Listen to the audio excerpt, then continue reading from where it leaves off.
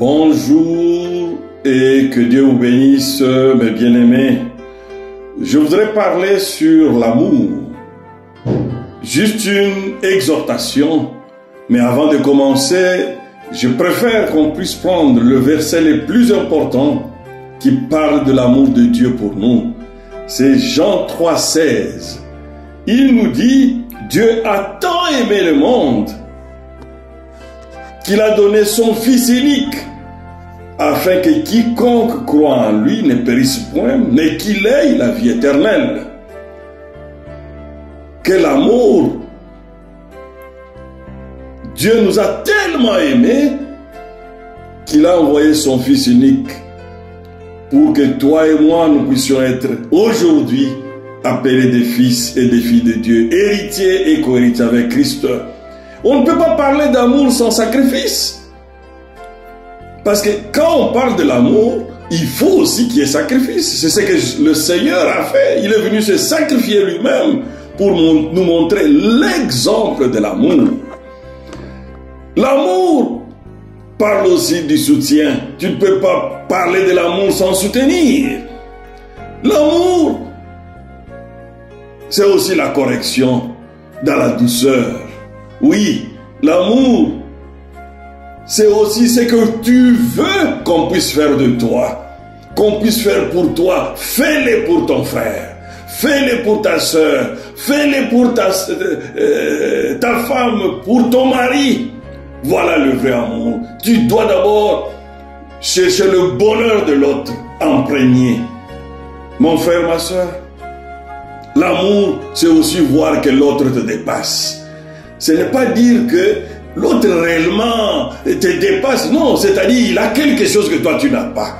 Comme tu n'as pas ça, alors il te dépasse sur ce point-là. Si chacun peut réaliser cela, il n'y aurait jamais eu de problème entre nous. L'amour égale aussi quoi? L'obéissance à la parole de Dieu. Oui, parce que tu ne peux pas avoir l'amour parfait sans obéissance. D'ailleurs, même pour recevoir l'amour parfait, comme le prophète Branham, quand il a visité derrière les rideaux du temps, on lui a dit, pour entrer là-bas, il faut l'amour parfait. Et l'amour parfait ne peut venir que par le baptême du Saint-Esprit dans ton âme, mon frère. Et quand le Saint-Esprit entre en toi, ça va mettre quoi? Le désir de vivre pour les autres. Vivre pour les autres. Les autres, c'est qui? Les autres, ce n'est pas les personnes que tu aimes. Vivre pour les autres, c'est vivre pour ton ennemi. La personne qui te tuera à la première occasion. Voilà ce que le monde ne peut pas avoir. Ça, il n'y a que les chrétiens qui peuvent avoir ça. L'amour agapao, l'amour de Dieu dans notre cœur. Mais je peux donner une image simple, même d'un foyer, qui est la base de l'amour philéo d'abord, l'amour que tu aimes ta femme, l'amour que tu aimes ton mari, l'amour que tu aimes tes enfants. Ma soeur, c'est quoi? Il faut une confiance, une sincérité entre chacun de nous. Et il faut aussi se dire la vérité, même si ça peut faire un peu du mal.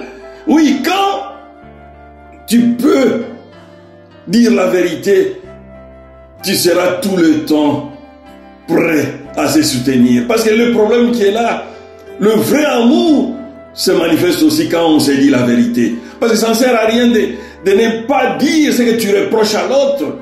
L'autre va penser qu'il n'a rien fait, alors que toi tu es en train de murmurer dans ton cœur. Les enfants de Dieu ne murmurent pas. Celui qui a l'amour de Dieu ne murmure pas. Mais il a besoin qu'il puisse être limpide, dire tout ce qui est qui ne marche pas en lui. Parce que notre cœur, le cœur des enfants de Dieu qui ont l'amour de Dieu, ce n'est pas un cœur où on doit commencer à garder des choses qui ne sont pas bonnes. C'est pour cela qu'il faut toujours dire la vérité, qui peut nous aider à rentrer sur le vrai chemin. Parce que le vrai amour peut aussi donner une fessée.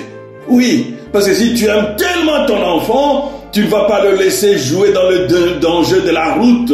Oh, parce que tu l'aimes tellement, tu commences à le supplier. Non, le vrai amour d'une mère, d'un père, peut recourir à une fessée, à la chicotte pour te ramener l'enfant au droit chemin.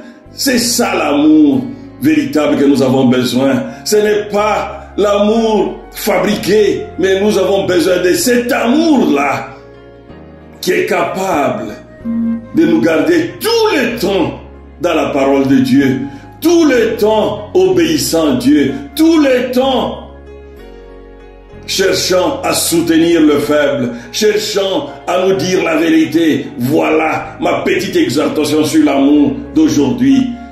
Mon frère, ma soeur, même quand on dit que nous devons nous aimer quand on est encore vivant, comme notre bien-aimé frère Salomon a eu cette initiative de vouloir jeter le fleur à un autre quand il est encore vivant, ça veut dire que tu veux qu'un jour que tu puisses le voir au ciel. Ce n'est pas se couvrir dans les bassesses, non. Le vrai amour veut que tu puisses voir ton frère un jour avec lui au pied de Jésus. Que Dieu vous bénisse.